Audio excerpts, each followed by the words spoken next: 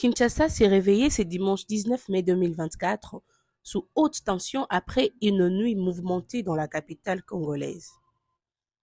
Alors que la résidence du député Vital Kamerhe avait déjà été la cible d'une attaque armée dans la nuit, le palais de la nation, siège du pouvoir, a lui aussi été pris pour cible aux alentours de 5 heures du matin.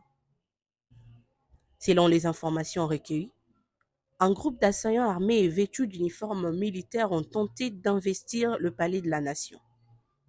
Ces hommes ont été identifiés comme appartenant au mouvement New Zaïre, dirigé par le Congolais de la diaspora Christian Malanga. Des arrestations ont été effectuées parmi les assaillants, qui ont été repoussés par les forces de sécurité. Une réunion de crise est actuellement en cours au sein du gouvernement pour faire le point sur cette situation. Une communication officielle des autorités est attendue dans les heures qui suivent afin de fournir davantage de détails sur cette tentative de coup de force qui a sémé la panique dans la capitale. La ville de Kinshasa était déjà sous haute tension depuis l'attaque menée dans la nuit contre la résidence du député Vital Kamerhe, candidat à la présidence de l'Assemblée nationale. Cet événement avait fait au moins 3 victimes, dont 2 policiers. Ces 2 incidents survenus dans la nuit du samedi au dimanche 19 mai illustrent la fragilité de la situation sécuritaire dans la capitale congolaise.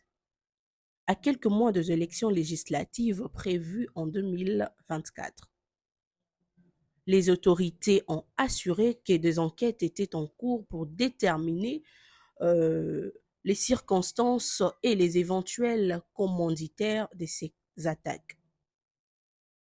La population de Kinshasa reste sous le choc de ces événements et attend avec inquiétude les éclaircissements des autorités sur ces attaques, sur ces actes de déstabilisation qui menacent la stabilité du pays. La sécurité a été renforcée dans plusieurs quartiers stratégiques de la capitale. La rédaction de Mbote.cd.